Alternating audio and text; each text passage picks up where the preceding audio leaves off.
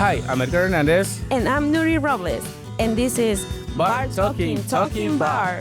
Your access to the heartbeat of New York City's bar and hospitality scene. Hosted straight from the city that never sleeps, we sit down with bartenders, brands and ambassadors, hospitality pros, and cocktail lovers. Whether it's the art of bartending, the hustle behind hospitality, or the wildest bar tales, expect raw conversations and industry secrets. Listen to the people who pour your favorite cocktails and keep the nightlife alive.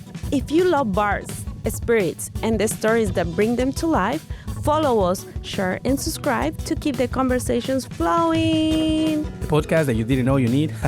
New episodes weekly.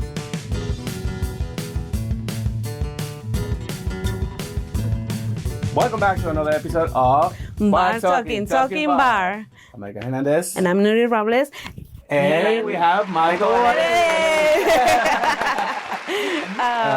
We want to start by acknowledging everybody. So thank you so much for tuning on and listening to the podcast. Thank you so much for the support.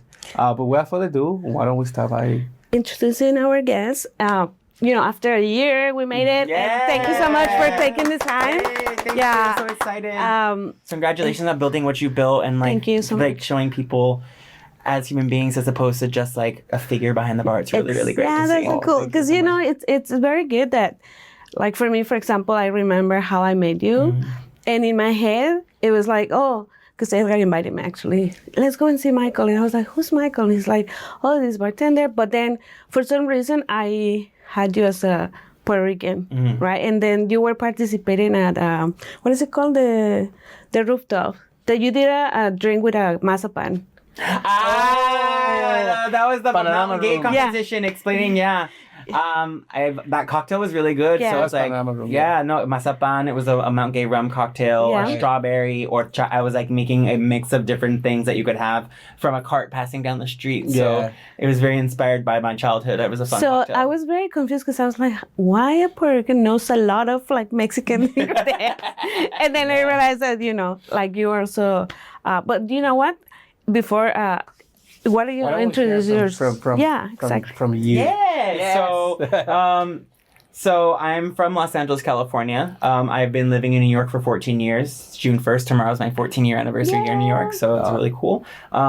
So why I know those things, my mom is Mexican and Puerto Rican, and my dad is white. And I grew up in a very Mexican neighborhood, and food at home was Mexican food. Like my grandfather's house was Puerto Rican food, and my dad's house was an amalgam of things, him being from California. So for me, I had the experience of being at the park and having the elotero walk by and like having elote, or down the street with the paletero like walking down the street with his little like big white ice box and opening and pulling out paletas. And And they have like a little bell. yeah, exactly. So you know when they're coming, and también the ice cream truck like with the little song playing. It's all so specific. And I think that cocktail, if you're talking about just a drink, was very much a combination of the things I grew up eating as far as candy, and then horchata, just like going to the literal carniceria we had down the street. It was just called carniceria, which was beautiful and perfect. Having horchata, and I just love strawberries, and there's like a fruit farm nearby that was very famous by the Torrance Airport. So that drink was an amalgam of things, and just like me, I have an amalgam of experiences and just cultures, and it makes it a very unique, interesting existence. Not that I'm that interesting, but Yeah, no.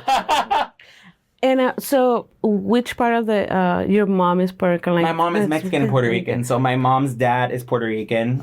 He got to LA because he was in the Air Force. Okay. And my dad's family as well was from New York, immigrated through Ellis Island to Astoria, and then joined the Air Force and moved to LA as well. And my grandmother, my mom's mom, was also born and raised in LA, to Mexican parents, and así pasó mi mamá. Yeah. Two of the best worlds. But I think in LA is like very small. The population is small. Like not the Puerto Rican. So yeah, it's very. There are more now that I feel like people in the last 14 years particularly have moved from New York to LA, and like kind of like you've seen a growth of like the Caribbean community. Yeah. But like growing up, the only Puerto Rican experience I had was at my grandfather's house. My great grandma, when she was alive, Eugenia Ortiz, would make arroz con gandules, 3-bean salad, and then my grandfather would like cook pork loin on the grill after marinating and cooking with adobo and things like that. So it's super particular. So we didn't have Mexican food at my grandfather's house, and for me, it's just like I never thought about what the difference between any of this was, which sounds ignorant and. Yeah, it is. But like, as a child, you don't know. No, not at all. I'm just living my life, and I've always just kind of seen my experience as just mine, and been very appreciative of the things that I have like learned and have experienced. And I think in the States and United States, it's very like specific of learning a lot of different things, even close in your house, because for example, in Mexico, like. Even we have immigrants as well. We have like mixture. At the end of the day, most of the food is like Mexican, right? Yeah. So you don't have to compare a lot of like, oh, what about this and that, right? And I feel like, for example, in New York, it's like Ecuadorian, Dominican, Russian, or like all the immigrants that we have here. Yeah, I've been more. And speaking of being here, so it's like I've been so much more exposed to food.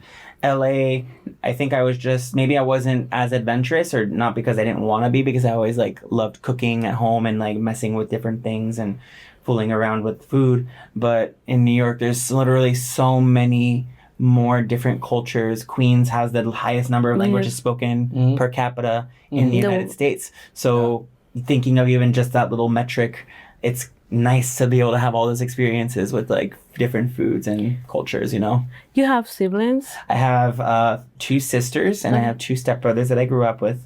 My sisters were all chronologically a year apart. I was born in 1988. My other sister born in 1989. The other one in 1990. My parents definitely did not waste any time having us very quickly. That's so cool. So are they in LA, or they? My whole family is in LA. I am the one person in New York City. It's very interesting thinking of how both my families started here, moved there, and then I came back, and now it's like trying to build my own life and maybe one day have that family. But you know, and what did make you take the decision to move to New York? I always wanted to work in food and hospitality. At the time, LA's food and beverage scene wasn't as developed, and I also wasn't really part of it or paying attention. It was something I always wanted to do from very, very young. I always point to this same experience, and I think this is the first time I've talked about this on camera, is I went to a Denny's with my family on a holiday, and I was just watching the service happen, clearly so busy, and I'm just like, Mom, I want to do that. And she's like, what? I'm like, that, and pointed at the servers, and she asked me why, and I said, look how happy everybody is. So I always knew that New York was like an epicenter for food and beverage, and that's kind of what brought me here. I had gotten to a point where I didn't have anything really going for me, and at least I felt that way, and I always wanted to live in New York and experience different things and travel, not like other people I was surrounded by, not necessarily at home, but in general, that are so comfortable with their lives, and just like this little bubble is the one I'll live in my whole entire life. I never felt confident in that. So yeah, you want to do something else. Explore. Always. Yeah, for sure. And what moment do you decided like I want to move to New York? It was literally 3 weeks from the day I made the decision to the day I moved to New York. I had been laid off from a job, and my friend Liz Campos, who is a tattoo artist and back in LA, she was moving here and needed a roommate, and I took a couple days to make a decision, and I was like, I decided to go, and I literally remember telling my mom, because I was like, it was a secret, but it shouldn't have been a secret.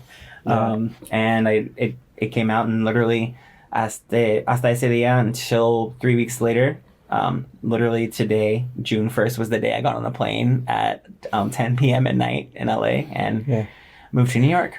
Were you scared, or were more like emotion? If I think about then, I don't remember being scared. I just remember being like, wow, I am really doing this thing. Like, I just picked up my life, packed everything in a bunch of plastic containers, and like gone. I've never been one to be scared of doing many things. I think I became more scared after I got here and I was trying to find work. It took me 2 weeks to find work, which isn't bad for someone who moved here. And I got 2 jobs or 3 jobs at once, and it was I've always been a hustler in that way. I learned that from my mom and dad. So it was a very interesting experience learning that I was like, I don't have the comfort of my friends. I can drive down the street to go see them. I don't have the comfort of my mom being in the house to like see me or cook. The thing is, like, I always like started to fend for myself very, very young, like cooking for myself, because I always found it interesting and fun. But that's very cool.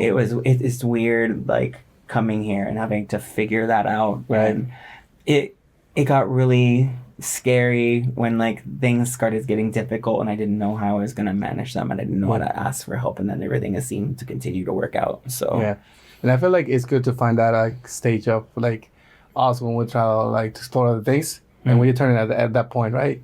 Well, once we turn 18, we want to like leave the house, or 21, you want to do your own thing. So I think it's a good experience once you decide to do that. I mean, I would encourage anyone who do it, like, go live somewhere else. Go live somewhere else that is not where you're from. It's literally the best experience of your life. Whether you feel like it's for good or bad, it will make you a better and more understanding human being. Do it. Yes. Actually, you know, that it's funny to say because, for example, you move here by yourself. And I think in the States that works that, like, the mentality of, like, people is like, once you turn 18, it's time to fly, right? Yeah. Contrary, like, Latinos, like dads or, like, parents are like, no, you're going to live until you're married, right? My mom, my goodness. She was just like, you're never leaving the house. And so I'm like, Mom, like, come on. Like, I moved here when I was 24. Yeah, because I'm 38 now. It's wild. It's very weird. And my mom was very much like, you're not going anywhere. I'm like, I am. Bye. I'm going.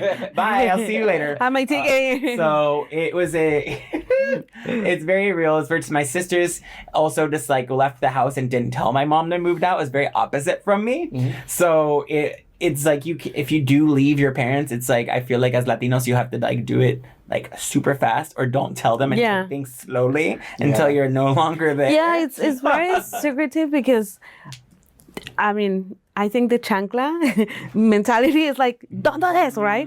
The belt. The belt. But I think if you ask any Latino, we are always scared to death to our parents, especially moms, and telling them that you're gonna leave or you're gonna do certain things that they don't approve.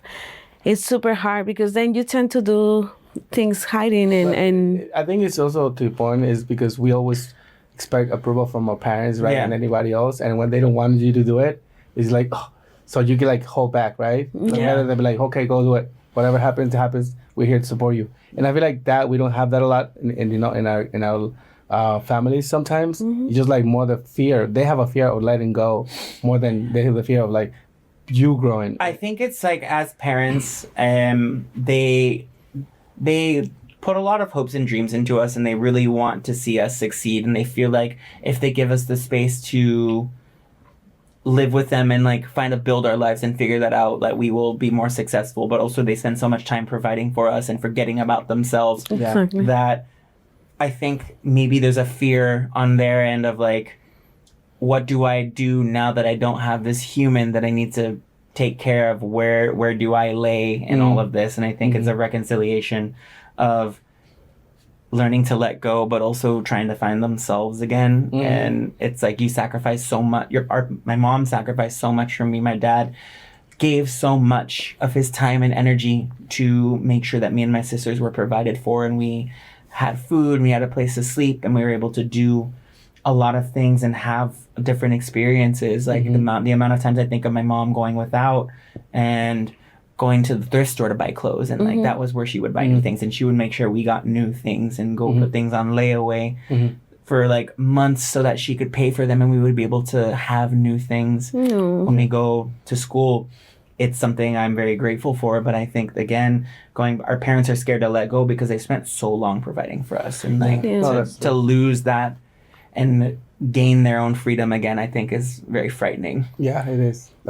I mean, we in the future will be parents, and then we'll go through that experience. You know, you never know. Yeah. It's like cambiamos. I think it's like becoming a parent. Something changes in you. Like I don't, and not everyone has it, because I won't say like you never know anyone's experience, but like I think something changes because you've brought in this life into the world that you want to protect. You want to take care of, but you always want to have a better life than you had, and provide those different things and opportunities and that love and comfort that you maybe also had that you want to like multiply larger. So it's it's beautiful. Like actually, I was telling Edgar, I think in the morning that, you know, I met the love of my life. Yeah. And it's so beautiful feeling. Tú importas menos. It's so weird how you start feeling that love, like you don't feel it for anything, for anyone, and I feel like our parents also is like, you know, they want sometimes to project their desires, that they want you to go to school, for example, to be a doctor and everything. But, you know, now that you mentioned, how was your, like, childhood growing up? Like, because I see you a lot of tattoos and everything, so I will say, like, it's nothing bad, but it's like, how was your life without being, like... I think my childhood is very interesting. I don't want to go too much into it, but it was there was a lot of... In the security that I was provided as far as, like, material things, food and, like, shelter, there was a lot of tumult and a lot of abuse that I also got experienced, and I don't want to go too much into that, but it definitely was a very interesting part of my life to go through and look back now and be proud that I haven't let any of that defeat me and made me a stronger person, you know? Amongst it all, like, my parents very much love me, but there's always different things, you know? And my childhood otherwise is like I had my sisters. They're the best and they're crazy at the same time. I had my stepbrothers who were like very, very awesome, and it was very interesting being in a space with them because I was very much loved, but also again, like, being gay and being different was always kind of like a very interesting kind of dynamic to live around, especially when you have parents who are interestingly conservative and have their own trauma and have to reconcile that with their son. It's a very interesting experience. But I also had a really cool childhood of like getting to my dad driving us different places to go like camp and like see things like that. My mom actually having us take the bus to go to the museum and like learning how to be self-sufficient like in that way, as opposed to having to rely on an automobile or someone else to get around. I love that it kind of brought me to a place now where I got to New York and I actually felt very comfortable like going on public transit anywhere and learning how to get myself from point A to point B, whether I'm walking or taking a car, whatever it is now. So yeah, my childhood is very interesting thing. But I feel like that when you know, everybody has their own also childhood. Like I feel like when you're a kid and you have certain things that are like, you know, marking your life, also is like what type of music you choose to write to, or like if you write or if you do, like you mentioned, like you were passionate about like cooking for yourself. So those type of things, I feel like, for example, like we know that we were talking about music, right? Like Bad Bunny, but I remember when I was when I was younger, I was like also very into like rock music. And I was like, oh, rock, right? So yeah, my dad actually, my dad and mom have very different taste in music. My dad was very much the rockero, apparently got offered to like go on tour for bands, but like because of us, he felt like he couldn't do it. And I definitely can understand that mentality, but also coming back to where we were, my dad listened to Iron Maiden, The Beatles, Red Hot Chili Peppers, Sublime, Nirvana, and then you have my mom who was like the pop girly, Pat Benatar, the Spice Girls, En Vogue, Salt and Pepper, TLC. Nice. So it's like very opposite ends of a spectrum that kind of like brought me to my varied musical interests. Like my favorite band of all time is The Beatles, like hands down, like no questions asked. Yeah. And then you think of Selena and like that little fun bit. She's very much a pop girly, but very Latina. And even like with my grandfather, like Puerto Rican salsa was always being played in his Volkswagen bus. He would literally have his bongos in the back, and we would just like lay back there while he was driving, playing salsa. Yeah. And my grandfather very much like was a big influence in like my taste in that regard too. And then I look at my own self. I played music growing up as well. I played clarinet, I played percussion. I always wanted to sing, and y'all have heard me sing at different You have a great voice. thank you. But it's very cool to like look and see how this has like developed me into like this very, very interesting like human with music taste. I love K-pop as well, which like is crazy and wild, but it's just like so fun, and that's it's cool to see how that's all come together and like brought me into this influential that I'm going to say that again. I love how everything has come together and influenced me to be such a dynamic person in that regard, and it's really come across in the way I curate a space in hospitality and how I bartend and how my pop-up has kind of like grown into having music be such an identity in it too, you know? Yeah, because I mean, I'm asking these questions because I feel like, you know, like you coming here when you were 24, I guess before that you were in like probably school, and you know, there's I think in many of us, we have that moment of like, should I continue going to school and be this, I don't know, doctor or nurse, whatever? Yeah. Or it's like, for some reason, we get into the whole of like hospitality and we love it. And then we're like, no, this is it. And we're gonna, you know, fly over it. Well, there has to be like I was saying, something that attracts you. Like you say, when you were at Denny's and you saw this happening, you wanted to do it and you want to experience it. And while you're doing it, there has to be some sort of fulfillment. Yeah. You know, like, the emotional part too. Yeah, I think I've always like there was a point where I did want to be a doctor. I wanted to be a surgeon, and like unfortunately my hand shakes no matter what. Like since I was a kid, so I was never. So able now to you do do this. Yeah, it's like I can control my whole head to put the like thing together, but like it was something I really wanted to do, is like find a way to take care of people in a way they don't always know how to take care of themselves. And there's a short story I read in high school called "A Small Good Thing" by Raymond Carver. I talked to a lot of people about this, and I don't really put anything out there generally otherwise, and I have shared it on my Instagram just so people see, but it's a short story that's built on a lot of tragedy and like sad things, but it is built around this bit of hospitality as well. Like when we're in a dark place and we are struggling with different things in our lives, in this short story there is a medical emergency and a death, and you see it's a pair of parents who forget to take care of themselves, who aren't eating, who aren't sleeping, who aren't focusing on themselves because they have so much love and care for their child.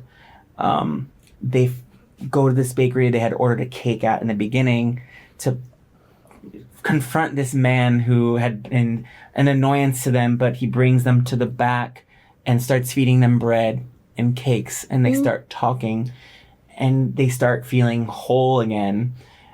And when you think of that, like when we go to restaurants, we don't go just to like spend time with someone or impress someone or whatever. We're going to satisfy the most basic human needs of being fed physically, being nourished, and hydrating ourselves like physically, but also having that human connection with someone else and other people and being part of something larger than just ourselves. And I think when you're able to build that experience around satisfying those normal like basic human needs, it's something so special.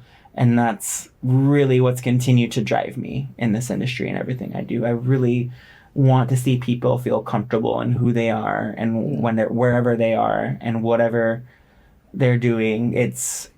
I think it's super important, especially coming from a place where I had to learn how to be comfortable in who I was and what I have to offer. So, yeah. So if we talk about like, you know, our personalities and accepting ourselves, we know like, for example, LA is it's like a blue state or like non-conservative. It's very interesting, but well, because LA is like, it's kind of blue, but where the pocket I grew up in is very conservative. My parents are very conservative, like surprisingly as well. My mom as well, like Latina, but very much like conservative mindset because of what she was brought up around. And I have challenges having those conversations with my mom, but that's another.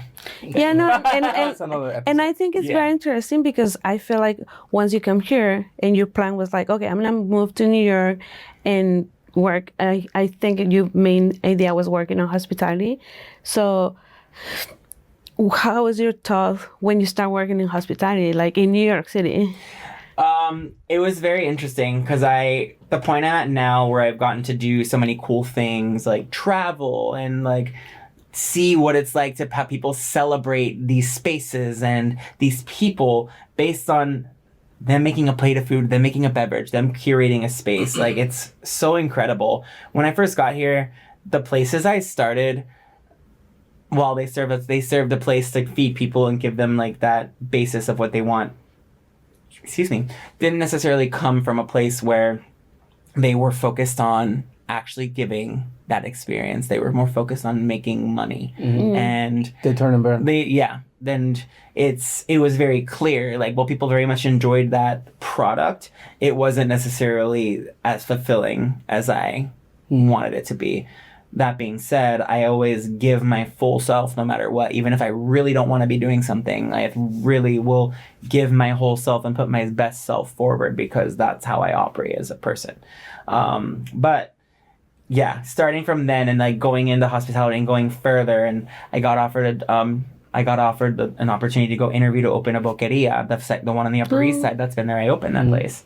And at the time as well, like, I was offered the chance to interview at Cosme before it opened, and I didn't end up going to Cosme until 2.5 years after they opened. So, like, starting from getting all this experience, learning about wine, learning about food, getting things like together and understanding how preparation works, how technique like comes together to make these plates, and then getting to Cosme and having a larger experience and getting exposed to more, and then going to open night moves after like 2.5 years of being at Cosme and like working in nightlife and seeing how a nightclub works and still working with cocktails and learning from people that have really influenced how I do things. It's very, very cool, you know? That's pretty cool. But so you started working at a bar, or you were also... So when I moved to New York, I had started bartending in LA, and then I moved here. No one would hire me as a bartender because, like, you don't have New York experience. So I got a job as a server at 2 different venues.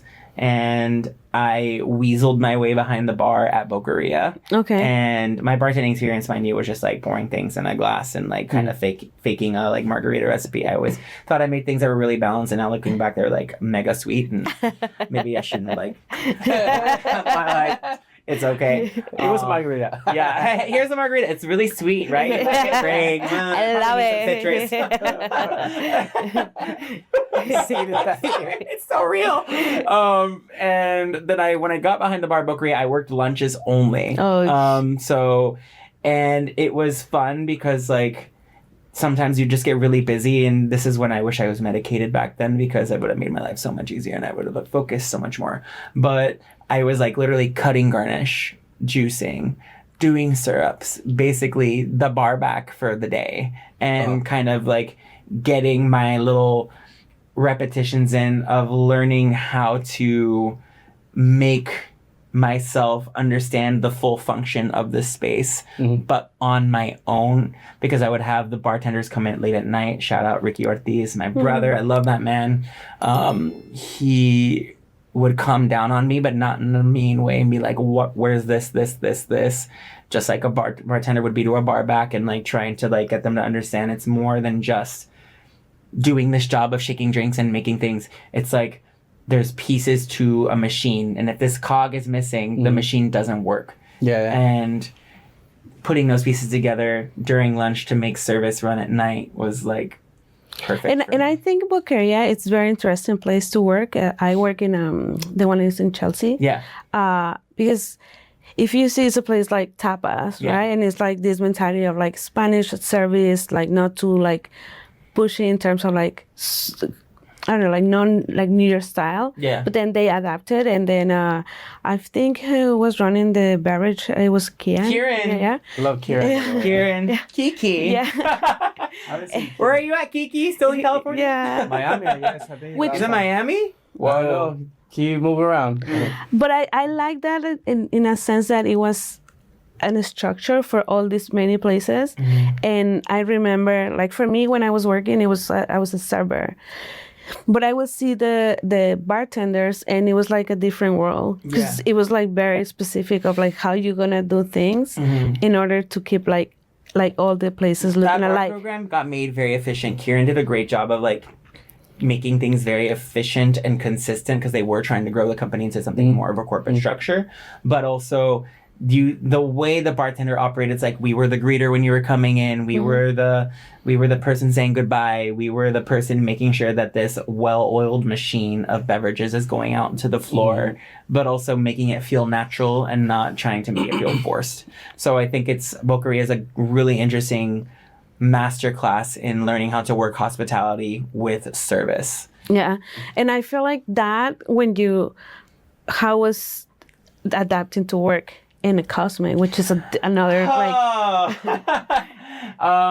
So it was funny, because I will say that when I went to interview at Cosme, I had literally like a couple people advocating for me, because I didn't know the beverage director, Jana Wolfson, at the time. Okay. And, like, I had other people kind of pushing me forward. And one of my coworkers at Boqueria actually told me, it's like, you're going to go work there. Are you sure you can do that? And I was like, yeah, I think I'll figure it out. But I also definitely went in, and it wasn't a rude awakening, but it was definitely an eye-opening experience to like seeing a different side of service.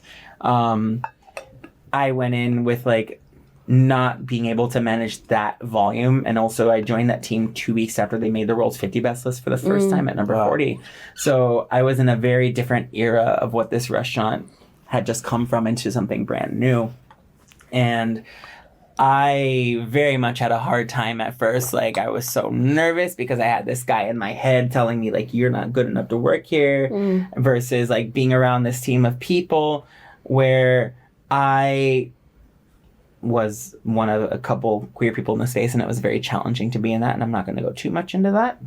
But I also was lacking in a lot of knowledge of preparation of different things. Like, I never learned how to make a shrub. I've never really done infusions with any hard spices or any hard chiles. I had never, like, thought about wine regions outside of Spain. I had never gotten to do a lot of these things. And also the level of cooking was quite different. Yeah. So it was a very interesting experience going from Boqueria, where they were really good at education. Like, they provided like great structure and like making sure that people understand, and they gave people opportunities to like go try restaurants and like share that, and it was really awesome.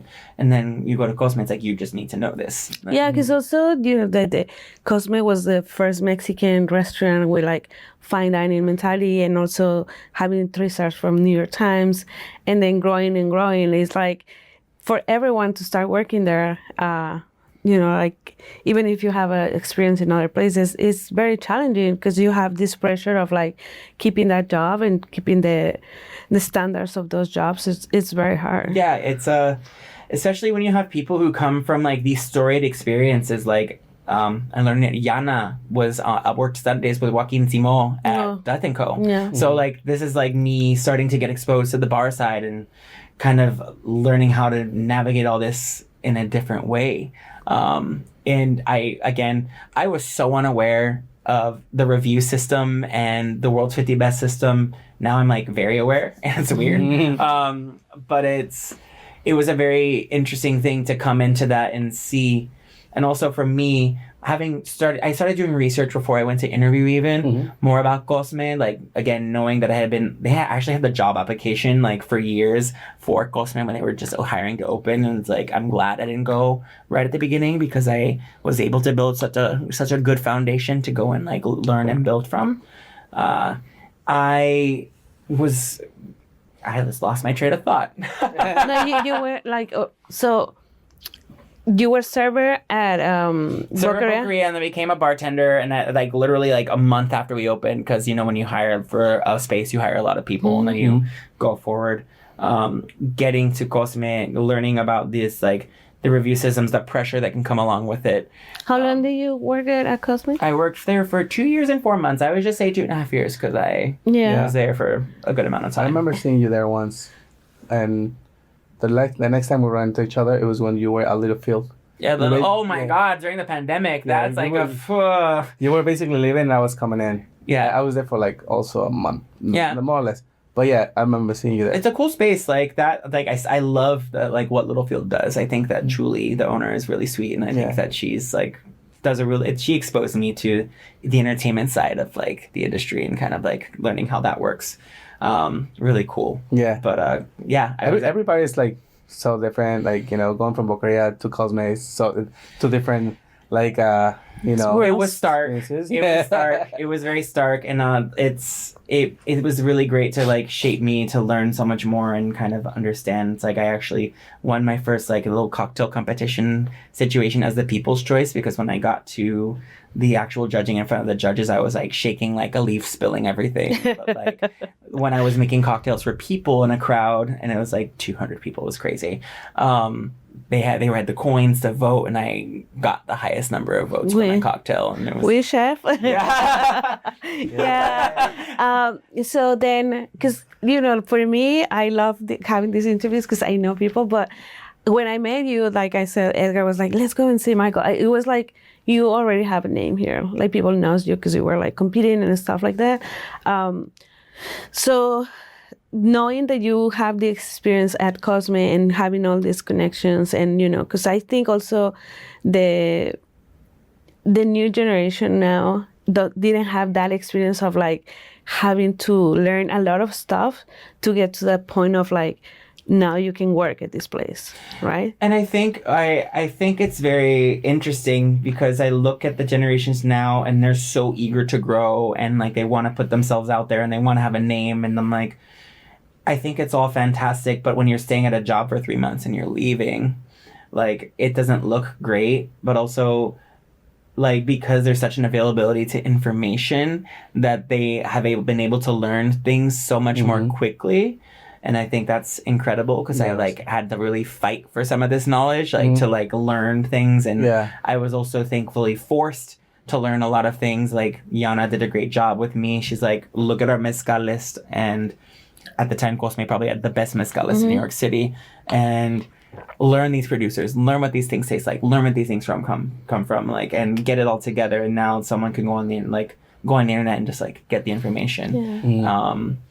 The younger generation now, I'm really excited for them to kind of be able to have all this information and like hopefully innovate. But I also would like to continue to see themselves challenge themselves to build real connection with their guests and not just try and focus on getting further ahead. Yeah, because also I feel like, for example, I remember the first time I tried Naked and Famous. I was like, oh my God, this is fucking good, right? And then knowing who created, I was like, what?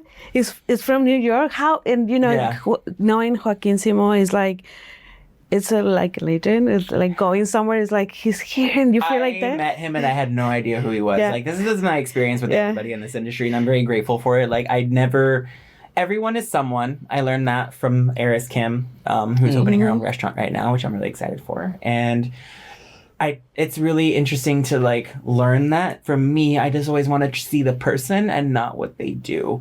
And it's interesting to see how people just treat people better because of who they are and what they do. And Joaquin was always someone I just connected with. I'm like crying for no reason. I know. I'm just like, I always just treated him as a person, and that's how I got to know him. Like this is Joaquin. He's funny, he's nerdy, and he like is clearly such a lovely person. Then I was like, oh, he invented this famous cocktail. Oh, he worked at this super fucking famous bar. Oh shit, he worked with my boss. Oh, like all of the things. And it was what? I never really thought about anything that way. It's the same thing when I met Nacho. Like I met Nacho at Cosme as well. He came in for dinner, and it was actually my first night working point at Cosme.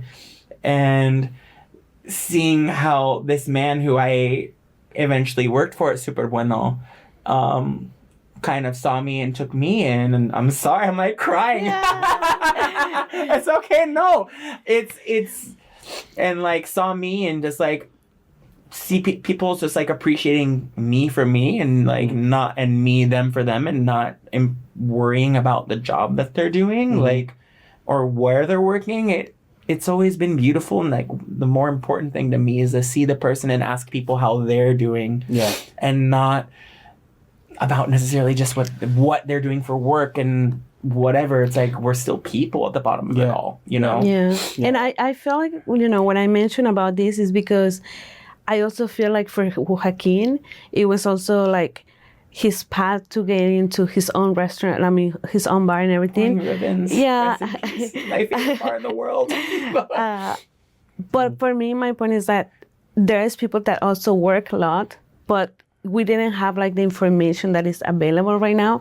And knowing that this, you know, 2000s, the 90s, and, you know, middle of the 2000s, 10s and everything, it was a lot of like information that you have to learn in order to, you know, get the opportunity to be seen, like I mentioned. And I feel like when you get to the point of like also creating a cocktail that now is like not just naked, but it's also famous. Yeah. But also teach you like the part of like how much knowledge you have to know, like, you know, because back in the day also there's like a lot of like agave available, and, you know, coming to these ideas and then becoming one of like the contemporary new classic. I feel like that gives you that opportunity of like seeing someone as not the person who's going to be on Instagram, but the person who has an ethic work and also put a lot of work to be there, and you want to be that kind of like standard as well. And what I've learned from Joaquin particularly, like, he doesn't rest on those laurels. He very much continues to work hard and try to do better for himself and his family and kind of build in that way, and never acted like he was any better than anybody else. And he definitely, I know that like when you get to a certain point, you have that knowledge, you can like, you get to do these really cool experiences and you can like benefit from it in like a lot of ways. But it's people like him who has just like shown me the best way to always operate in this industry is to continue to be who you are and not rest on the things you've accomplished. Someone said this to me very directly last year after I got nominated for Bartender of the Year for Tales. Chris Alford in Seattle, he and I called him and he was like, be very proud of yourself, be excited this is happening, but at the same time, like, look back on it, look at where you got and keep going, and remember that this doesn't need to be a thing that will continue to define you, because you have so many more things you can like accomplish and you will learn from people. So because I think one of the things that you mentioned of like working at Cosme and having this person saying like, oh, like kind of like imposter syndrome. Now you see yourself, and I don't know if we want to talk about medication, but I feel like totally happy to talk about that. So I won't be too deep into that, but like I had struggled with mental health for a lot of reasons in my life, and I kind of mentioned like some of the, like a thing from childhood, and not knowing as well that like chemically there can be things going on in your brain. I went to therapy during the pandemic, like a lot of people did, and I got a lot of tools, but then there were times where I would notice myself get super stressed out, and I would notice myself get I would just start sweating and I would start shaking, and like when I was working, and it was erratic and it wasn't healthy. And I started taking meds finally after deciding to see a psychiatrist, because I had also convinced myself through different people and things saying things to me and whatever that like, oh, you don't need medication, you don't need this. And the minute I started taking it, like my life changed. And like I started feeling normal. I feel like a person who can get things done, and even when stressful things are happening can like focus and like move forward. And it's been transformative in the way I'm able to operate in service and how I operate with people and how I manage stress personally and professionally. Especially if she's wearing like on an environment. That's always stressful. We work in very very stressful environments, no matter where it is, no matter the speed of service, no matter the style of service. Like there is a level of stress that we have to handle, and it's again like even talking about like having medication to help and bring me like to that center place has been incredible. It's really transformed me. And it is because, you know, when people don't take therapy or they don't know about medication, they always be like, oh, you're not crazy and whatever, right? Or they believe that if you take medications, you're going to be addicted to. And once you get the appointment with your psychiatrist, I think that's the first step. You talk to them. Make an appointment. Make sure that you see a doctor. Or, you know, if you don't feel comfortable going by yourself, get somebody else to come with you. You know? Medication is also not for everybody. So I have to be super clear about that too. It's like not for everyone. Like I think therapy is for everyone. I think medication is not for everybody. It's very interesting having this conversation because going back to like growing up in childhood and being Latino, it's like our parents said like you're not depressed. There's no such thing as depression. Go and clean your room. Like literally, you're just like they're fine. But it's like go breathe fresh air. You'll be fine. And it's like it does help. But like there are things that like really can help us and like make us better in that way. So it's like I definitely encourage everyone to like do what's comfortable for them. And if they are nervous and want to explore these things, like go. If you need a friend, like you're saying, go with someone. Like someone will be there to support you. I will go with you. Like if you need that, if it's what you need, I got you. Like let's go. We'll do it. Please call. And also there's like more help.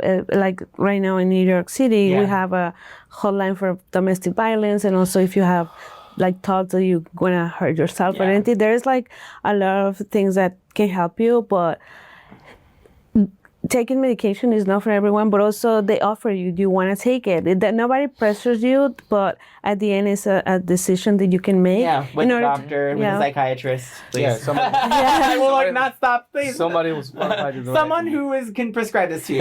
So, and then going to that point, once you start like feeling like, you know, like comfortable or like more happy with yourself, what changes do you see like in your life? No, not just that, but I feel like coming to New York, being an observer, and then start like working in big names, places. High pressure, high stress. Right before, I think it was 7 months. 7 months before that, I did my first pop-up in Noche Traviesa in New York City. If y'all don't know, Noche Traviesa, queer Latin pop-up I do. I've been very fortunate to do about 34 times now across the country in Puerto Rico. Yes. In like 2.5 years, which is insane to see the amount of growth that I've been able to do and succeed in that way. Once I was medicated, I literally saw my work both in the space I was working in and with my pop-up, be able to truly develop and have the focus enough and the levelness enough to like put my head down and really be able to give the energy and thought to make it come together to be this fully realized thing. Yeah, because for me, it was like, oh, I met Michael, and then seeing you working in places, and then, oh, I'm doing Noche Traviesa, and I remember the one that I went, it was like, with Selena theme. The one at 2 doors down? Yeah. He was at Superbueno that night, and I was so upset. I was so mad. I was so upset. I didn't know that he was there, but I was at the Noche Traviesa, and... it was a wild party. Yeah, it was, and then I missed the other one that you did at Empirical. Yeah. Which we're going to talk a little bit at.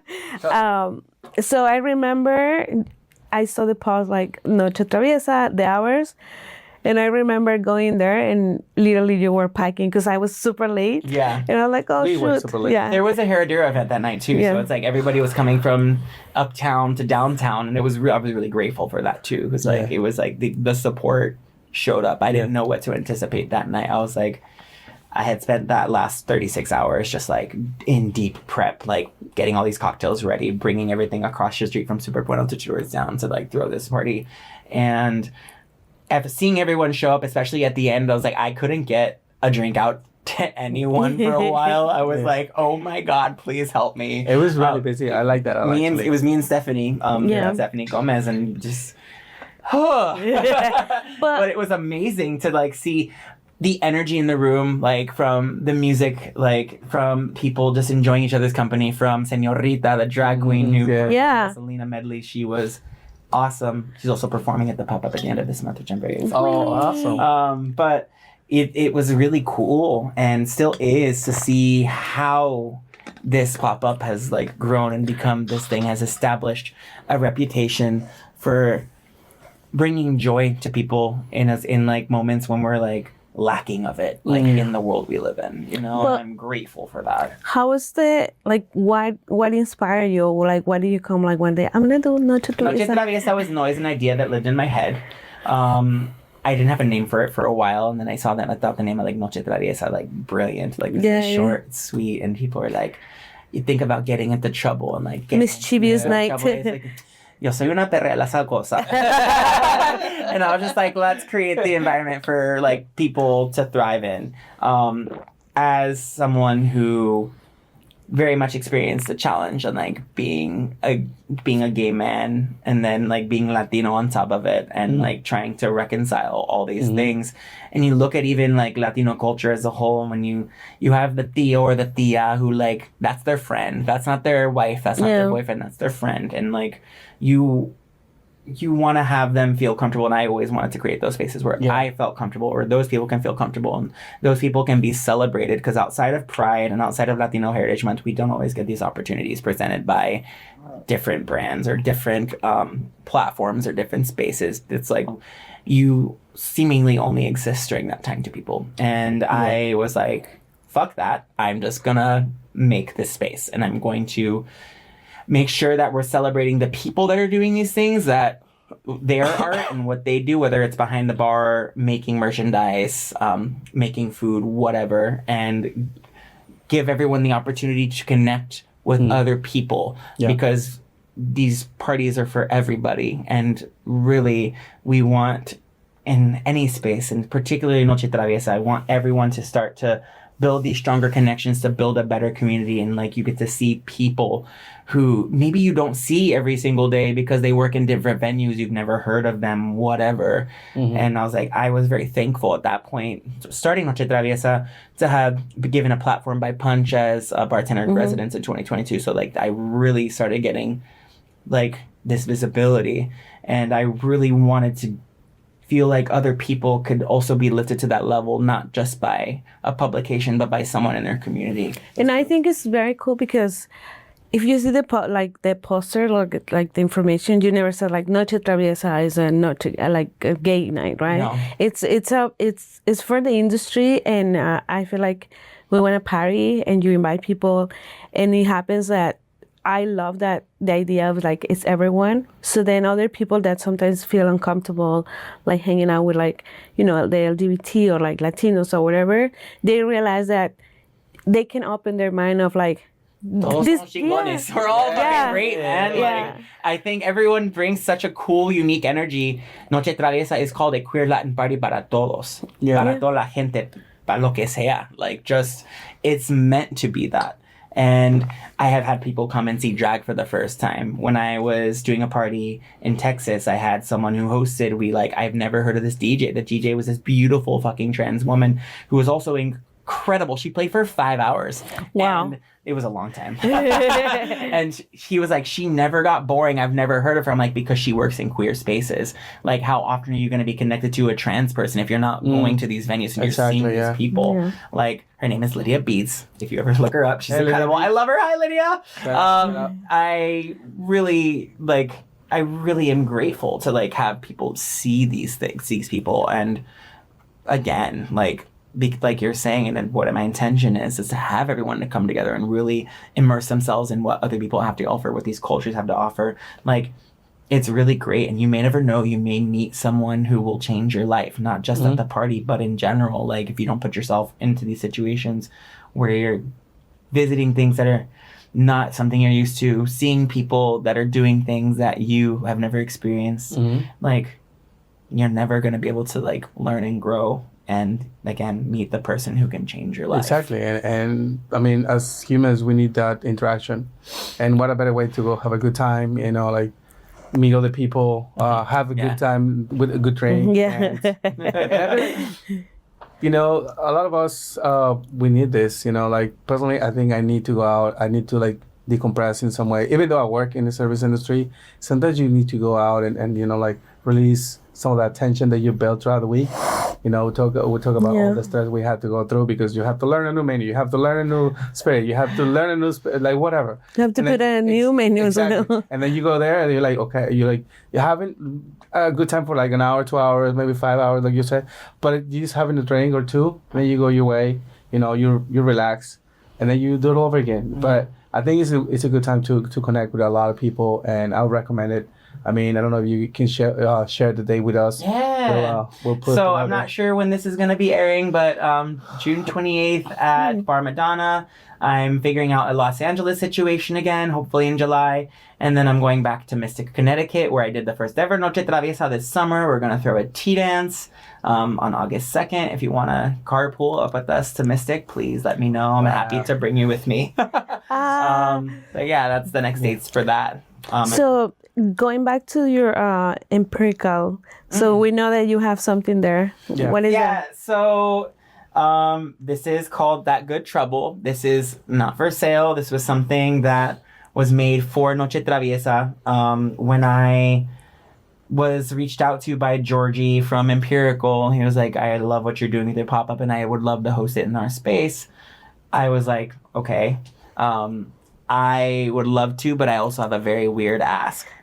Would you be willing to make something for my pop-up?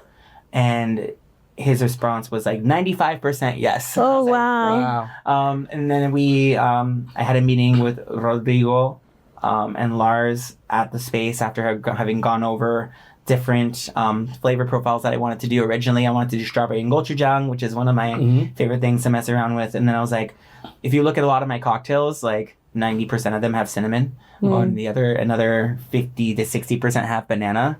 So I've always been obsessed with the smell of fake banana, and I wanted to bring that together. So this was an experimentation of that false banana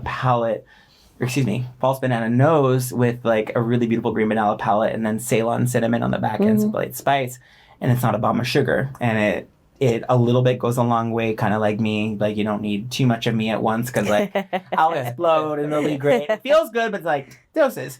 But it plays really beautifully in drinks, and again, like it's just a little bit to cause that good trouble. So that's how many of those?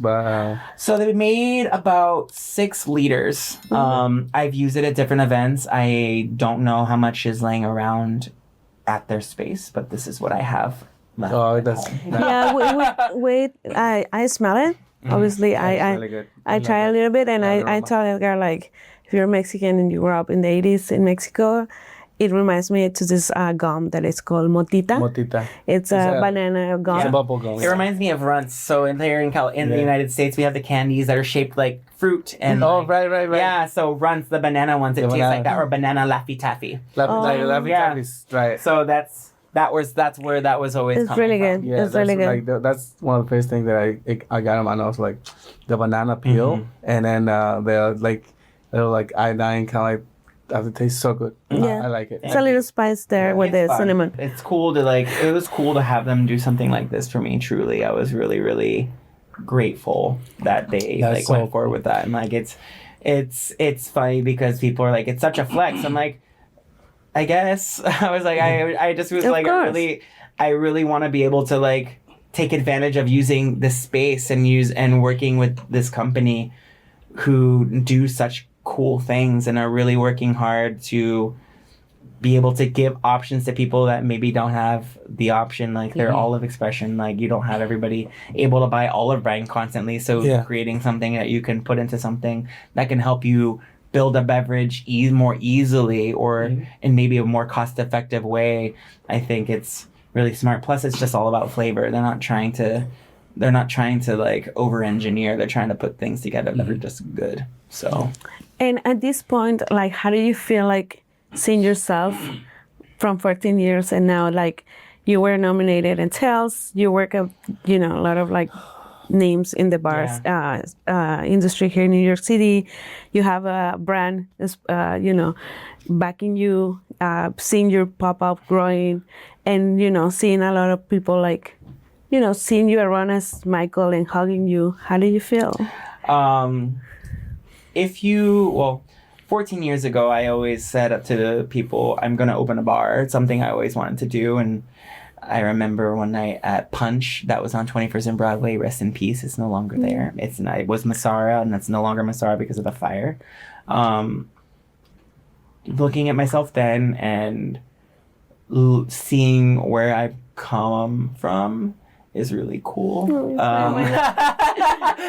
It's okay. It's really cool. Like I'm very grateful like that I've gone through the things that I've gone through, and like looking at where I am now. If you ever told me that I would travel to Greece for a cocktail competition because of me putting a drink in, like I would never believe you. Or just like that there's this whole thing developed for bartenders to go celebrate one another, like Tales of the Cocktail, or that people put this thought into their spaces and developing concepts and developing beverages, and that I would be able to do that. And like now I'm actually on the path to opening my bar. We're like about maybe a year and a couple months away from maybe me having my space. That is incredible, and I'm like incredibly grateful to like having been through every single experience personally and professionally to get to this point. Yeah. You got it, boy. But all this is an effort that you have like been putting in it, It's not just something that happened overnight. You put the time in, and it's a milestone. And like we said earlier, it's a mountain you have to climb, but that's another one. Yeah. And there's always a goal in mind. Like opening a restaurant, I think, or a cocktail bar, it's like one of the ultimate goal for any bartender. Is like you did all your like hard work. You wore all the hats. Your dues. Yeah. You wore all the hats that you had to wear. You learn as much as you learn, and when you think you're ready, that's when these things come. Yeah. And they don't come easy, because it's another challenge. It's another stress, but I think it's rewarding because you're doing now for yourself. At this point. But yeah, I mean, I think again, once you reach that goal, it's amazing. It's a milestone. Like, yeah. Exactly. Yeah. And so, do you want to talk a little bit about your new project? Sure. Yeah. So, people may or may not see it. I am working on my own bar. It is called Dum Dum, DUMB. I've always considered myself a pendejo, like an idiot. I've always really wanted to play into things that are very silly and very like goofy. Ridiculous and goofy. And people kind of see that in me. I am that person. But again, I think that we're also in this very interesting moment in the cocktail space where people have gotten so deep into like, I have to distill this thing into this thing, and I need to like make this taste like this thing. And I'm like, that's great. It's valid. The drink needs to be good.